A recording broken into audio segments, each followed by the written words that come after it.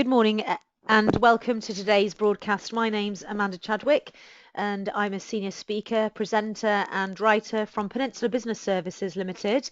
Today we're talking about how to boost employee productivity. If after this presentation or during the presentation you'd like to send me an email, my email address is on the left. It's amanda@peninsula-uk.com. We're a family-run firm that's based in the Northwest in Manchester. I'm based in North Wales.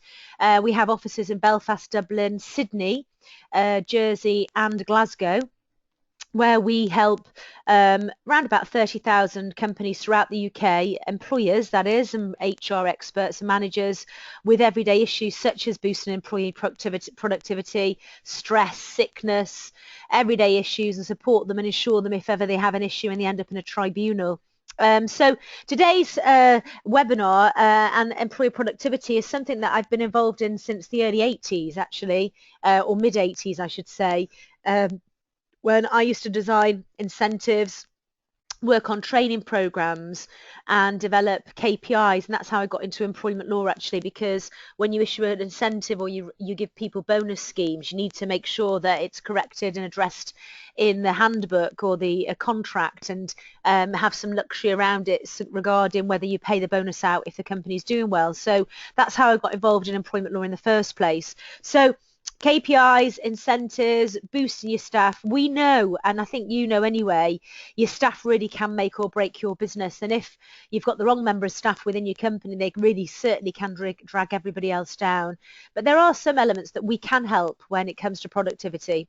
So first of all, I'll point out, although I believe that most of everything in this slide is applicable to most industries and also most countries throughout the UK. Just be aware that we are offering webinars shortly that are specific to the Isle of Man, Jersey, Guernsey and Southern Ireland. My boss, Peter, on the right there, started this company back in 1983, started it on the back of his own tribunal, where he ended up taking advice off his solicitor regarding a lady that worked for him, a family-run firm. This lady was causing problems. They tried to dismiss her. They dismissed her, they thought, correctly, and she issued what was called in those days industrial tribunal papers. In today's terms, we call them just tribunal papers. And it's quite shocked he never dealt with an industrial tribunal before. And what happened was they contacted their local solicitor, who advised them every step of the way as to what they should be doing. Every step of the way, the letter writing, information. And just before the industrial tribunal, the solicitor contacted them and said, "We think you should settle." So Peter said, "What you're on about settling? You know, you've advised me every step of the way, and shouldn't I be really fighting this? I thought I was right." And the solicitor says, "You know, we think we're going to lose, so you're going to have to settle." So Peter paid the lady off, and in those days it was over £4,000. In 1983, my annual salary was £4,500, so that was quite good money. So to get £4,000 really, I think, would have been on average an annual salary then.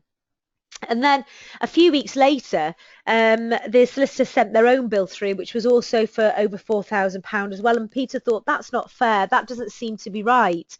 But during this process, and while this was all going on, a company contacted Peter and his brother Fred and said, "We can teach you a way of doing things differently. We know that there's employment law out there. That's always going to be out there, and it's set in stone. In fact, just for your information, as an employee, the minute I walk through your door, I've got 82 rights the minute I walk through your door."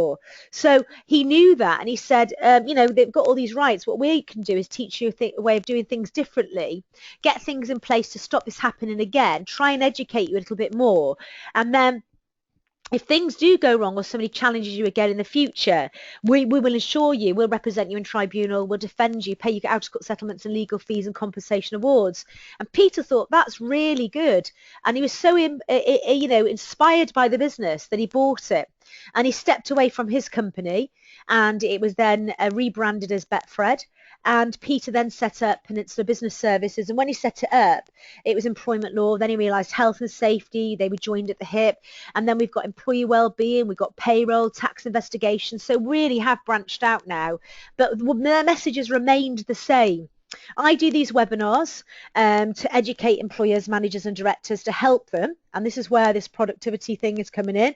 There isn't anything that we've never dealt with ourselves. So even on our advice line, 60,000 calls a week, I have to say to you, internally as a company, there isn't anything or problems that we haven't dealt with either as an employer, because we're still employers. So when we talk about, somebody stealing your business idea, we've had that happen to us. We've had lots of things happen to us that would happen to you. So we're experts in our field, and a lot of employers rely on us. So when we talk about productivity, we have to keep our staff productive as well. So we'll send this message I'm going to send you today will contain some of that. We've won 2 awards recently for best companies with the Sunday Times, and for being best company. In fact, the highest we've come is 3rd. So with my background, what I'd say to any employer that I meet is your biggest asset anyway to your business is your people that work for it. They sell your business for you, and they can make or break your business. So I've used the supermarket scenario to you on these webinars.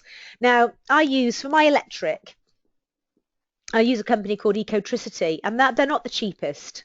But when I ring up, I get through straight away. When I ring up, I get a local accent.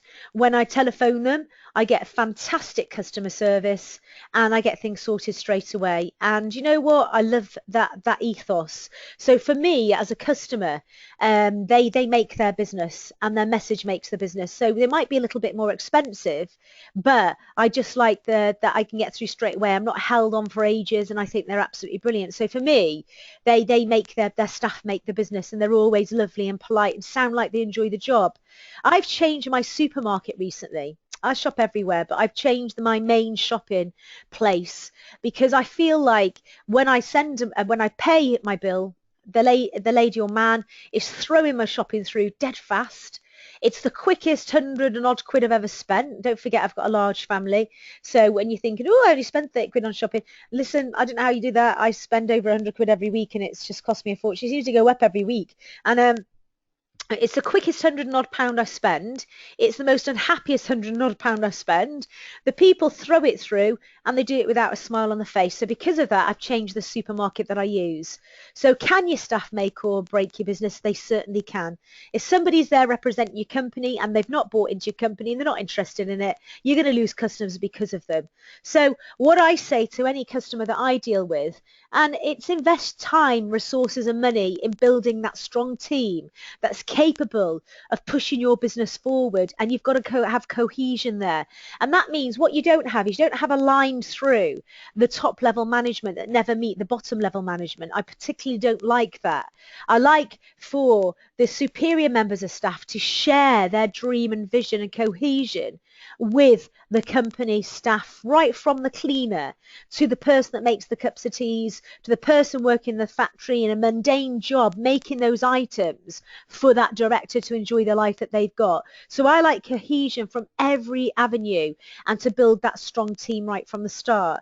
And don't forget, when I've spoken before, I do webinars on incentives and motivation. I have a lot of experience in this, and you don't have to break the bank in order to reward your staff. And just a simple recognition, a name recognition, remembering somebody's name, not just going how you're doing and you don't really know, but actually being interested.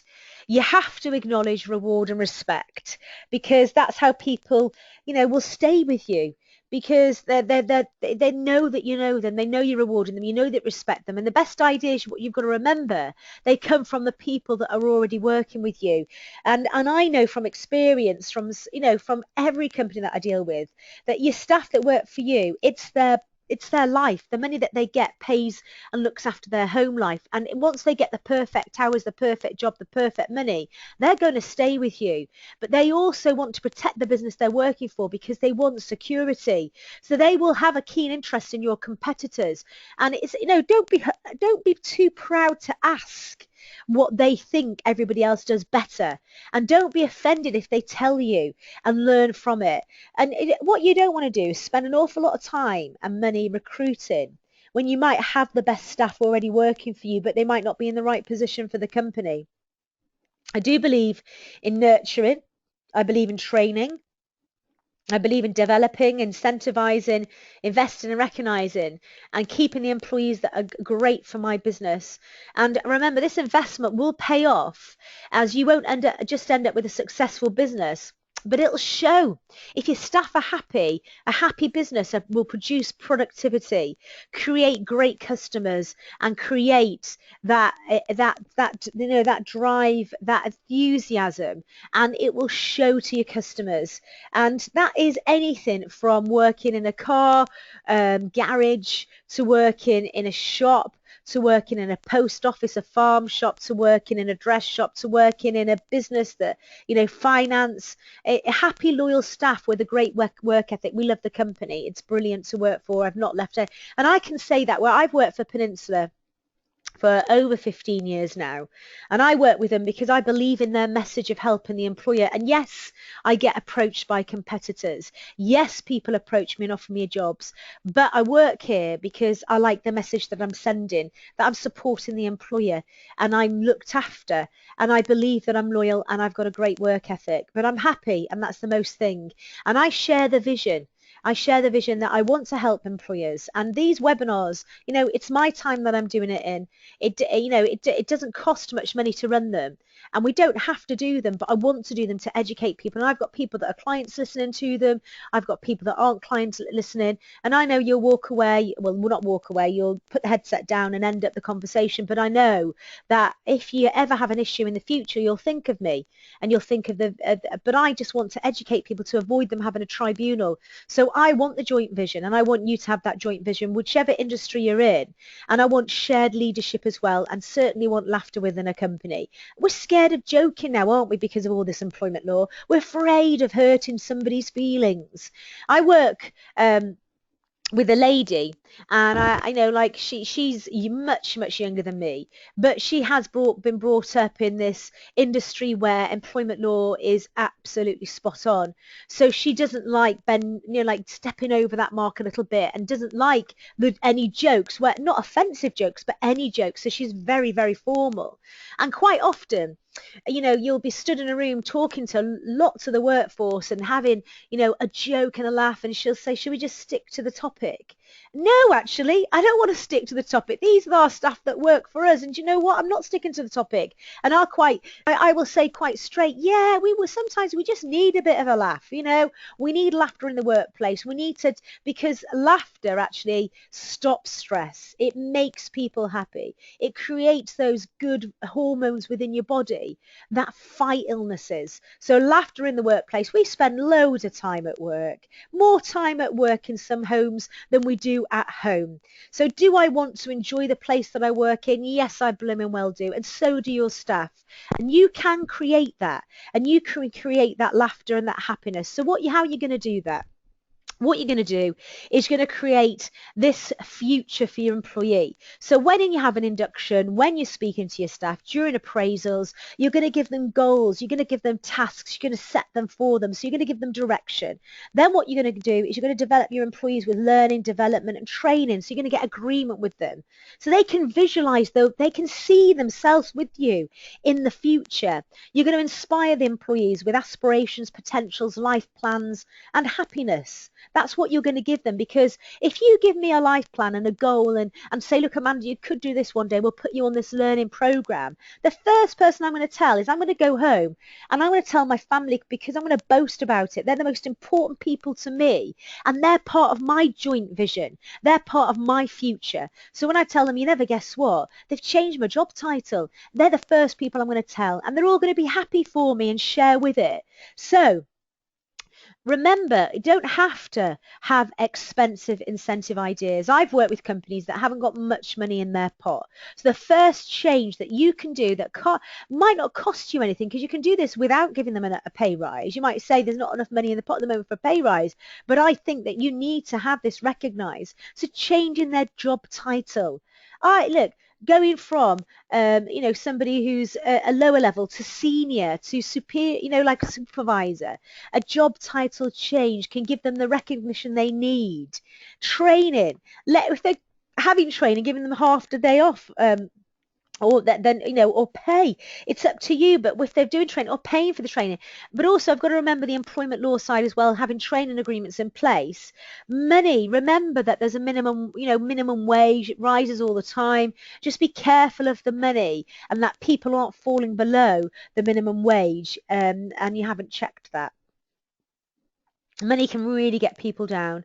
And I know from employment law, there's lots of things that you can implement within your policies and procedures that can save you money. You know, managing sickness, that costs £975 per absence. If somebody's been off for more than 6 weeks, they're not likely to come back. I'm honest with you, they're not likely to come back. But the things like money, is if you put a search policy in place, if you put a lateness policy in place, if you put wastage policies in place, you know, and they don't sound harsh, but if you've got them in place and utilize them, you'll save money from other areas that can actually go back to pay rises for your staff. Bonus schemes, and write them into your system, so your policies and procedures and contracts, so that if the company's doing well, they get the bonus scheme, and it gives them drive and ambition to make your business work. Leaving early doesn't cost you anything, because usually people are packing up on a Friday at 5 o'clock anyway, 4 o'clock, depending on what time they finish, and you know, so they wind down anyway. So saying, look, if we get this work done, if we get this contract, if we do this, if we hit our target, we can leave early on a Friday at 4 o'clock. So something simple like that. Open day. Look, I like to talk about my work. Not a lot, but I like to talk about my work to family members. I'd love an open day, you know, and if there was any vacancies, like Vauxhall, for example, my son-in-law works at Vauxhall, and his friend works there, and he loves the job. They absolutely love working for them. But when he got the job, what happened was Vauxhall said, look, we've got all of these vacancies going. We've got this new contract. We've got this new car coming in. We need new members of staff. We're going to open it up, first of all, to family members and their relatives. So let them know, so they can get their CVs in first. And Giles did. And Giles ended up getting the job at Vauxhall and absolutely loves it there. They look after their staff. They, you know, every day I speak to him, he says, yeah, I love it. They really look after you. They do this, they do that. You know, they're great with their staff. So if you've got a great business, no matter how small, and you think that, you know, that family members might be interested, have an open day. People have open day fun days. Airbus, near where I work, they have an open fun day for their family members. So what people absolutely look forward to going to it. And it doesn't cost them loads of money, because what happens is people, like fairs come, they put their stalls up, little food stalls come, and people pay for this, but they like it because they can see all the people they work with. And you know, I might be walking around, I might work for Airbus, and I'll say to my husband, this is so and so, this is so and so, and they're getting involved. The family are more likely to drive them to stay there if they're getting involved. And then we've got family involvement, like functions, charity days, Christmas parties. I love camaraderie. So if I work with my fellow colleagues, I like to, you know a Christmas parties. Look, we do an annual Christmas party for the children of the staff that work at Peninsula. They travel far and wide. I tell you what, we get the best Father Christmas ever. He actually looks like Father Christmas. In fact, the first Father Christmas was off with stress, believe it or not, and that's true. And so we got the second one, and even him, you're looking at him thinking, what? How does he get such a white beard and white hair? And it's real. It's not fake. You know, they want to get him. They want to get ones like that over in Lapland. You know, real ones that look like Father Christmas, and it really. What we do is have this Christmas party, and we get, and this does cost us money. But if you haven't got money in the coffers to do a Christmas party for children, what you can do is hire the local hall. What, 35 quid for a village hall or a local hall? You've got loads of local halls where you are, right? You can ask your staff that you'd like to organise a Christmas party, who wants to put in, it's £5 a ticket.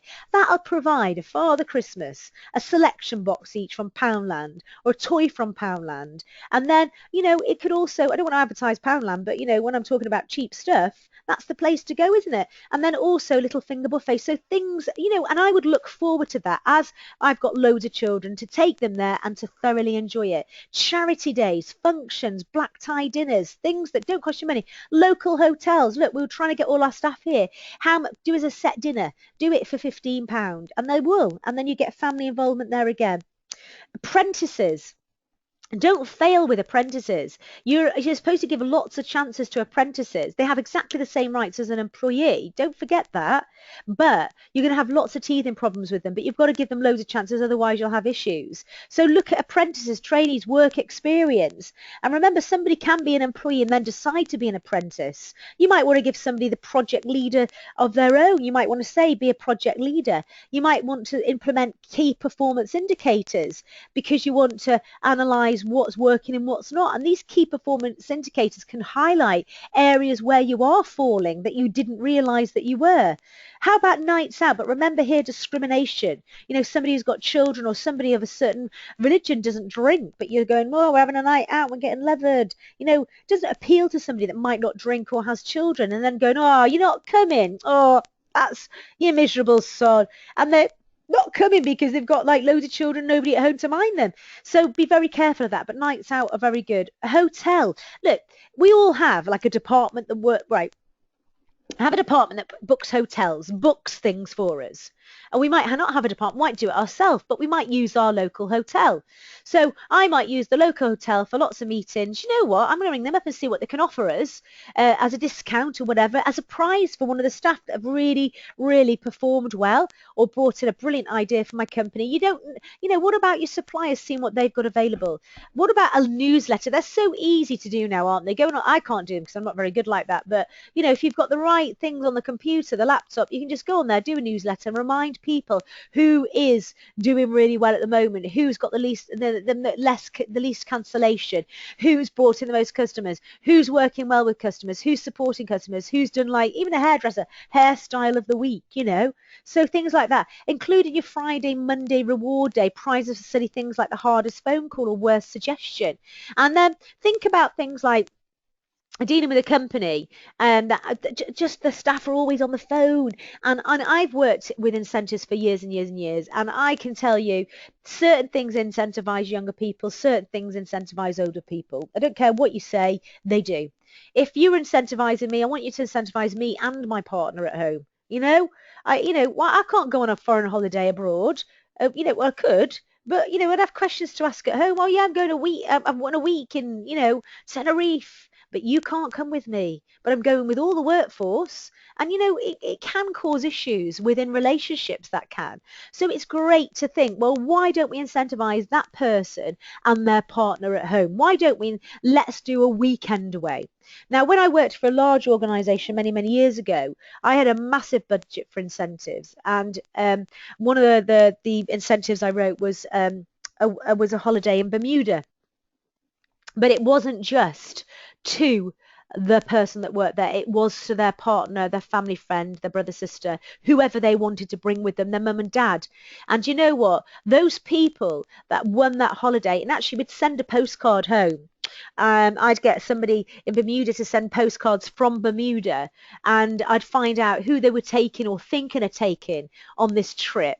And I'd send a postcard to the home address to say, hey, just to let you know, Amanda's doing really well so far. She's only this much away from from hitting this and taking you to Bermuda. Why don't you, blah, blah, blah. They get the extra push from home then. But then you succeed in hitting your targets as well. And then it might be something similar, like investing in a giant Jenga. And then every time somebody takes a call or does something, they get to push the Jenga. And it might be that everybody brings in prizes. Look, I've got loads of rubbish at home with you that you really couldn't do without, but you could do without, but somebody's bought it you, or you bought it yourself and you've never used it. And you could bring it in as like a tombola prize. So every time they do something, they get a ticket, and then they go over and they get the ticket. And I love tombola. The tombola queue at school, actually school fair on Friday, I'll be there. I don't want the minging bottle of, mulled wine that somebody saved from Christmas, the chocolate's going out a day, but I just like the buzz of winning. And that's the same for your staff. I can go out and buy the mulled wine myself or make it and the box of chocolates, but it's just the ticket, isn't it? Knowing there's a no on the end and knowing that you're going to win. So why don't you ask people to bring in all the stuff from home they don't want, or tombola prizes in, put tickets on it, do a tombola, and every time somebody picks a tombola, amazing thing. Watch how people get buzzed up for the day, and it creates this lovely atmosphere within work. So public praise, recognition, and understanding the needs of further development. But remember, rewarding their partner, family, or even children. And remember, we've got the Pension Act now. If you're listening to me, every single employer within the UK is affected by this. You need to change your statement of main terms, your employee handbook, and there's things you need to change. So pensions, you've got to look at pensions. Why not pick a really good pension? And if you want to go to a pension event, I'm running them myself throughout the UK, and there's free lunch as well. If you'd like to attend, email me afterwards. I'll get you invited to it, amanda@peninsula-uk.com, and I'll get you invited to that. And we get a pension expert in who's not boring. really, I guarantee, seriously, else I wouldn't sit there listening. He's not boring. He talks about pensions. It's the one who's it's 75.3. They're the multi-award winning financial company. I'm working with them at the minute, and he's not boring, the man that does a presentation. So, I don't like listening to people that are boring. So I think about the audience that are listening as well. If you want to go on that, give us an email. So, driving the business, what you've got to do is always listen to your staff, even if it's bad news. By listening to your staff, you're going to learn. Listen to your clients, even if it's bad news, and make changes because of it. Keep up to date, ahead of the times. Remember blockbusters. Don't fail like them. Think about things that are going to happen. Think about the future, and advertising, for example. We always fast forward, don't we, on the television now? Advertising is done on your mobile phone. It's done through, special social networking sites. It's done through, online now. Television advertising, everybody can fast forward it now, can't they? So just remember that. So don't fail like other companies. Change, develop and invest in your existing staff that are dedicated. Invest in their future and your future. Don't be scared of changing management. If you think that you've got a manager and it's their personality that's holding your business back, don't be frightened of changing that. I get clients that ring up and say, look, Amanda, I know what the law is, but this person, I really just want to get rid of them. I just want to do this. I just want to get rid of them, as they might be holding your company back, and we'll help our clients do that. Look at your recruitment. If you're not getting the right people, then change how you recruit. And I've put referrals there. Right, referrals. Now this is great. You want to feed this back to your managers. I do inspirational talks, and I do for organizations and motivational talks and incentive talks. But this is one area that I will talk about with referrals, right? So a lot of our business is built upon referrals. Now, I don't want to refer, if I'm honest. I don't want to refer because if it didn't work out for you, you're going to blame me. You're going to say, that company said use. Tell you what, they were rubbish. It's your fault. So I don't want to do that. So even your best customer doesn't want to refer to you. So you have to create a gift. So you've got to think about something that you can give to your customers to give to the people that work that they might know. Okay, so like a discount voucher, for example. Oh, hi Amanda, you always come in the sandwich shop. I tell you what, in the business that you work in, will you do me a favour? I've got some leaflets here. I'm going to give everybody that comes from your company, that comes here on a Monday, Tuesday, Wednesday, whatever, I'm going to give them a free drink or a free hot chocolate if they buy a sandwich. Okay, will you give them out? And I'm like, yeah, will do. But I wouldn't have liked to say to somebody, use that sandwich shop in case they didn't like it. So that's another thing.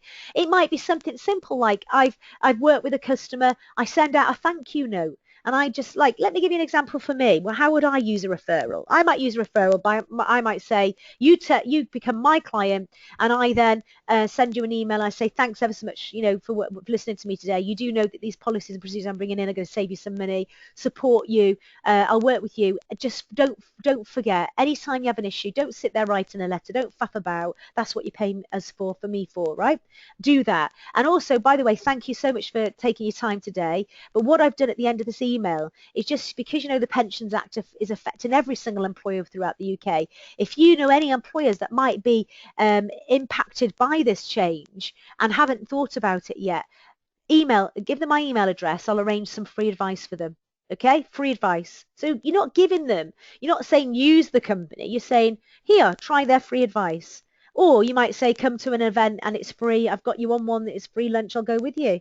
So referrals, think about something you can give away. So thank you letter, newsletter, some free advice, something free, a discount, a voucher, and just say, oh, can you give that out? Do you mind? Or, don't sit there and go, do you know any of these people?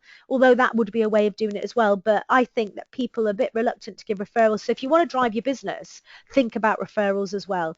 So anyway, when we do establish everything, we've got everything in place. We've got buy-in, we're doing appraisals, we've got KPIs, we've got a great company that we want people to work for.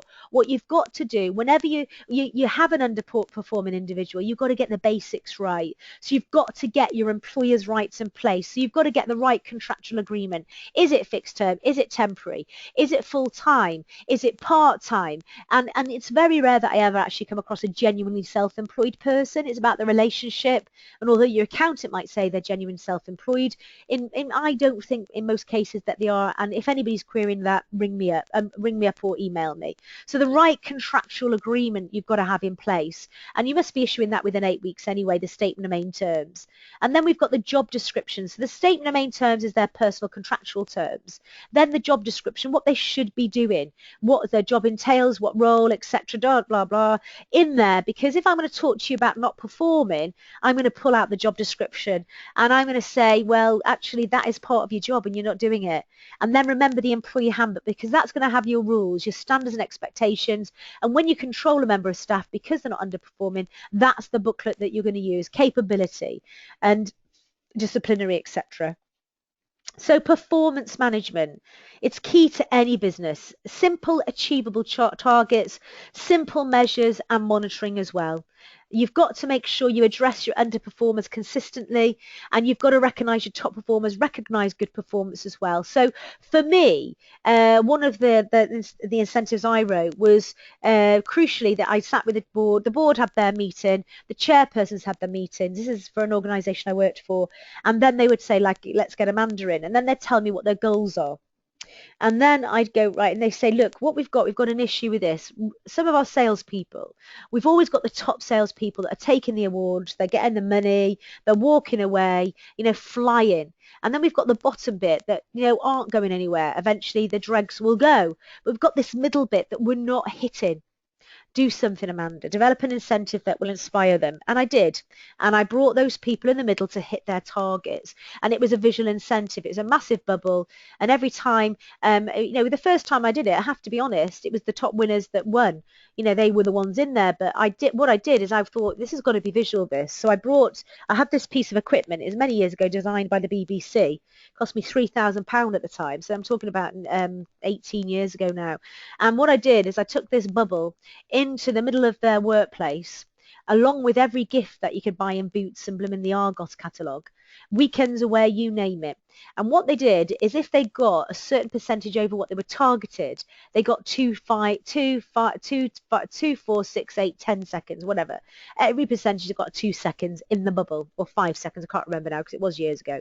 And what would happen then is I'd turn the machine on and I'd throw tickets in there, and every ticket was a winner. They had 5 seconds to grab as many tickets as possible. And then they knew that they'd win. So at first, people didn't know about this. They knew the incentive, but they didn't realize how it worked.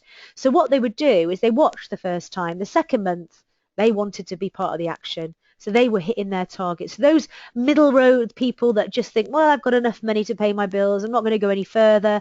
They were taking home armfuls of gifts. They saw everybody else the first month and they thought, actually, I want that. On that Friday, I want those boxes of chocolate, those wines. I want that car wash kit. I want that compressed air machine. I want that. I want that weekend away. I want that. I want that, fleece. And it's funny, isn't it, how people would be incentivized, but there was visual and they could see it. And I achieved what the board had asked me to do. And it was so successful that used to take me a full solid day to get through the winners on that list. So recognizing top performers, but sometimes we've got to recognize those people in the middle and push them further. So there are 5 reasons why you can dismiss somebody. Fair procedures should be followed, obviously. Conduct, capability, redundancy, statutory ban, and some other substantial reason. I'm not going through all of them. The one I'm pulling out of that is capability. It's not always health here. What we've got to remember is conduct is won't do. Look, I'm not doing it. I'm not following your procedures. I'm not following your sickness policies. That's a conduct issue. Capability is when somebody can't do it. So reasons for capability, reasons for underperforming might be due to ill health, technology, job structure, personal skills, age, or even outside for influences like, marriage difficulties, fighting over children, money, those type of things. Now, we've got one of the brands that we've got that belongs to us, and you might have seen us in the paper recently because we've just acquired another company, and it's the Employee Assistance Program, Health Assured. And basically what it is an advice line for employees. Okay, I told you 6 weeks out of work, unlikely to come back. £975 per absence. Stress, depression, people aren't trained to manage it. Mental health, people aren't trained to manage it. They just leave it going on and on and on and on and on for months on end. And it's a nightmare. It's harder to come back to work the longer you're off. I think everybody knows that. You get into a rut. Daytime television, Jeremy Kyle, all that, And we know it costs money and it's frustrating. So the employee assistance program, why do we buy it? We had a lot of clients ringing up and saying, I've got a member of staff off with stress. So what we thought is that those employees need help. So let's give you an example, okay? It's the one area of the business that's not recorded. No phone call is recorded, completely confidential. But I'm your employer. I ring in today and I say I'm stressed. What you don't know is my husband's just left me and I actually can't face my life without him. Yeah. And I'm thinking, oh gosh, I don't know how I'm going to cope. And then I think, so first of all, can't cope without him. I love him to bits. That's what I'm thinking.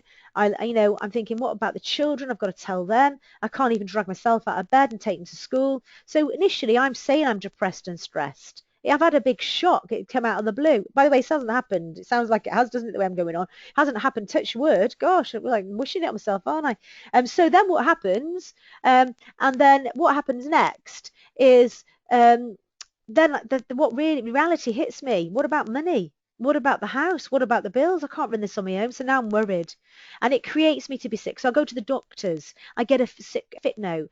But you see, that is our client. And our client has the health assured. They have the employee assistance line. So as soon as we know that they've rang in with stress or depression, we ask their permission and we let the health assured know that, and we let the employee contact the health assured. They ring up on day one. And what that means is I ring up and say, yes, my husband's left me. I'm struggling. And I might be upset on the phone, but I'm listening to a trained counsellor who then will say, look, you need some advice legally about your financial status and we will help you with that. So straight away we're intervening. Now the government, I should call them the company in brackets, shouldn't I? The company, the firm, I should call them actually. The government, what they've done, Health at Work service, they brought that in and it's a 4-week referral. For me, that's too late. Day one, intervention, get it sorted. I probably, everybody listening to me today, I reckon you've all had an issue where you needed help and advice. That costs less than 99p a day per employee. £975 per absence, 99p a day, far outweighs it. So ill health, technology, job structure, personal skills, there are all these things, but sometimes we can help our employees by giving them support. So why is performance management important to your organisation? Look, you need business objectives, everybody should have. You need to maintain staff motivation. You need to create an acceptable work environment. And getting good customer service, good customer safety, reducing costs, maximising your profit, enabling work to be carried out efficiently and productivity, and then to retain employees as well. And the theory is if you do recruit the right person in the first place, then issues of performance management should not exist. So reasons for poor performance with new staff within the probationary period is that they may not understand the culture of the business. They may not have given you the buy-in at the beginning. They may not have the skills or competencies required by the job. Look, my little nephew recently started a job, and I say little nephew, he's actually in his mid-20s. It's just that I've got a brother called Billy, and my nephew's called Billy, so we call him Little Bill and Big Bill, so just to define who we're talking about. So Little Bill started a job, and he said, you wouldn't believe it, he said, they had a cup ready with my name on it when I first started. I had my own desk with a pen, and it's simple, stupid things like that make a hell of a difference. Cufflinks they gave him on his first day. And what you're doing then by giving somebody cufflinks, you're creating this professional attitude. So it was something simple. I remember my first proper job. They gave me a Rodier, R-O-D-I-E-R, I don't know if I'm pronouncing that right, Rodier, French designer uniform. I had like summer blouses, winter blouses, summer skirt, winter skirt, blazers, outdoor coat, cagoules, scarves. I felt like a blooming hair hostess, the stuff they gave me. They didn't give me shoes. Their only requirement was black tights and black high heels.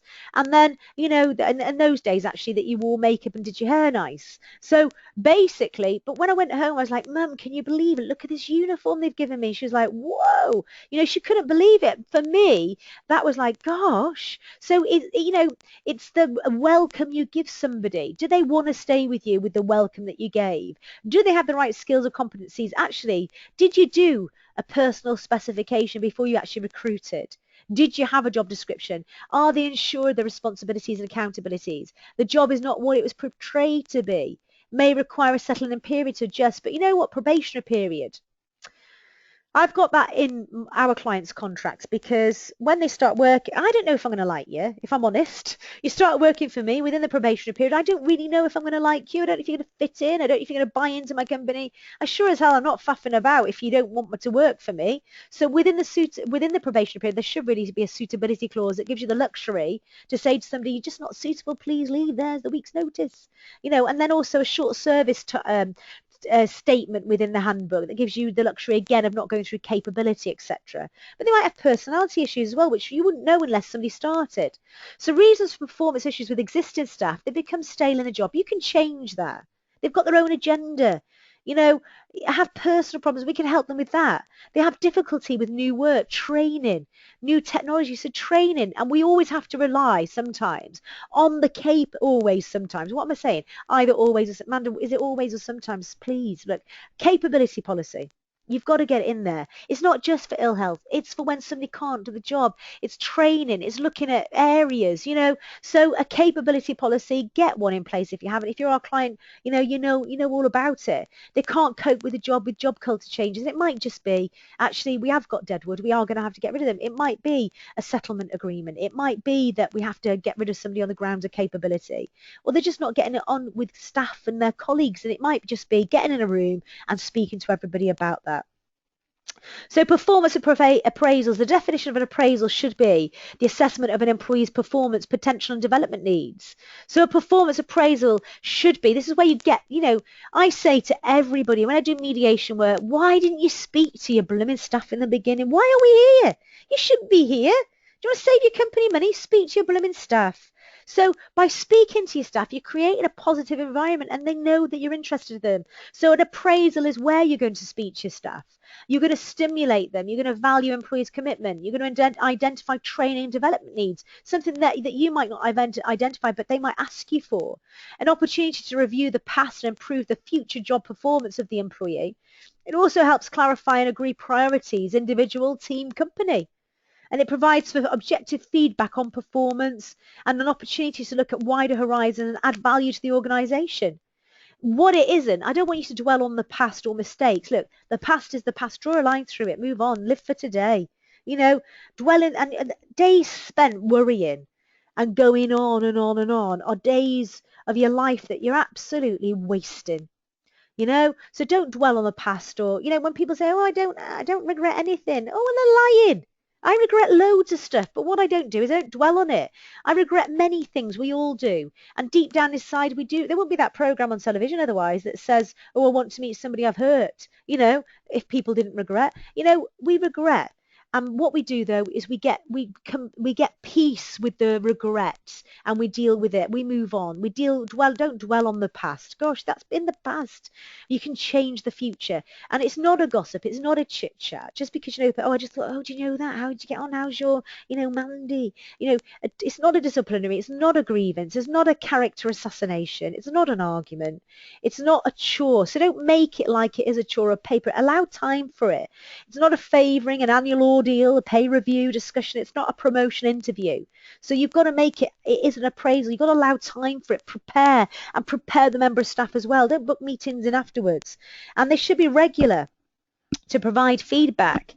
You've got to measure against the set objectives. You've got to talk as well. Talk about the company objective goals, feedback on their performance.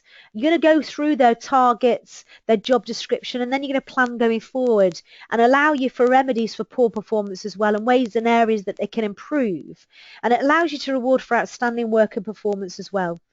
With regular appraisals, though, if you're doing them regularly, you can identify where somebody isn't performing at the earliest stage. So it doesn't get to the point where they are going to get dismissed. You can work with them and identify it. And this can make life easier for both you and the employee as well. So poor performance at work can be an issue of considerable concern to the manager or employer. But also, I bet you it's a huge stress and a problem for the employee as well. So they'll be worried as much as you. So if you identify it at the earliest stage, you can help them. It reduces productivity and profit. It can drag down other employees working alongside that person. And, but if it's a whole company bonus scheme and people aren't performing, it can affect everybody. So if appraisals are completed regularly with set targets and goals, it's easier to work with the employee to get to the bottom of the issue. So these are some of the policies that I think you should have that are useful for managing poor performance. The employee assistance program, which I spoke about. And if anybody who's listening to me wants more information on that, 99p a day, you can justify that. Look, you're giving them a benefit. I've got some help. I need some help on my, legal issue. And by the way, the biggest cause of stress and depression in the UK is money problems. And you know what? It's the least talked about on the advice line because people are embarrassed about it. I want to change that. I want to change people's perception. You know what? You're all going to have money problems at some point in your life. Well, I hope you don't. But, I want to change that by people making staff aware of mental health, have mental health awareness days. So 99p for that per employee. I think you can afford it. Employee assistance program, capability policies and procedures, training, KPIs, one-to-ones, appraisals, disciplinary rules and procedures, because you're going to rely on that, aren't you? Grievance procedures, somebody might not be happy, sickness absence policies and procedures, bullying and harassment policies and procedures, and return to work interviews there. And, those are things that help you when you're managing poor performance. You're going to do appraisals because you need to match the organisation and the employee's needs. It's an opportunity for discussions to take place regularly in a formal manner. You're allocating time. It's to review what's been achieved during the last appraisal period. It's to bring in constructive measures to improve any weakness, and it's to agree objectives for the next review period. The benefits of the appraisal process can improve employee, team and company performance and consistency. It does aid success planning. It will create this trust and rapport and understanding of staff because they know you've allowed time. And remember, it's confidential. You're not chatting about what you've spoken about. And it encourages regular dialogue about performance, therefore improving their morale and confidence, both team and individual. It also reveals some problems that restrict the performance. So you might not know, you might have somebody who doesn't talk about the personal life. And the best thing to get somebody to open up is to stop talking and just say, look, how's things? And then just stop and let them talk and just try that on lots of people. And then they have to talk. Identify strength. You don't think I can do that, do you? Because I chat so much, but I can. Identify strengths and weaknesses and also pulls on those as well. But if there's concerns within the appraisal process, remember it could lead to disciplinary. There should be fairness and how to handle difficult employees. How should an appraisal be done? It's not just a form filling exercise. So you need to make sure your staff know how to do them. You need to know that they know how to set targets and objectives. And don't always remember the negatives. Try and get them out of your mind. Always look at the recent issues. And don't get, what manager tells you about somebody. It's their perception. It's their view. I meet loads of people throughout my life, friends outside of work, inside of work. And people say to me, do you know that person? Do you know so-and-so? Oh, they're horrible. And I just say, look, I don't know them, so I'm going to let my own opinion I'm going to develop my own opinion of them when I meet them. And then people go, oh, I don't like that person. Oh, they're everything in a person I don't like.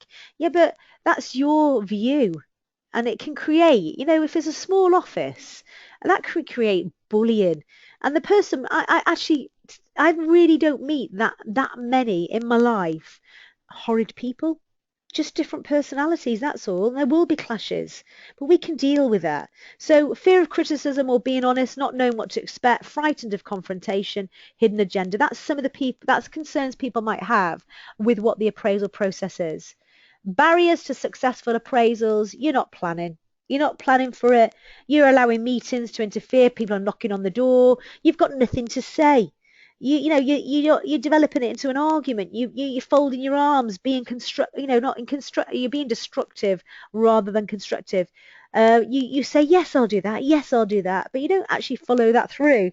And some people, tackling difficult issues or difficult people, you're not wanting to. So there's an issue, but you're not doing anything about it.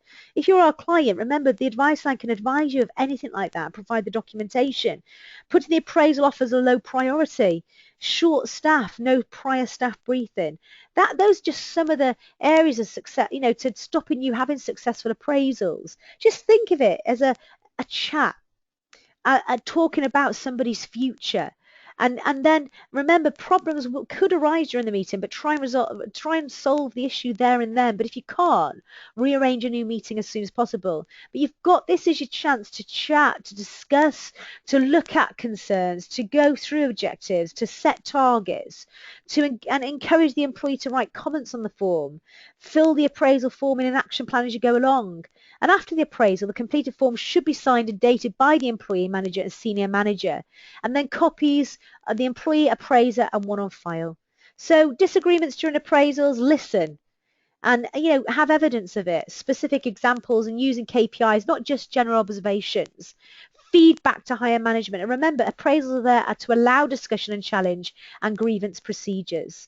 So how frequently is what I get asked? Annually, periodically, and continuously. It depends on your company and what your needs are.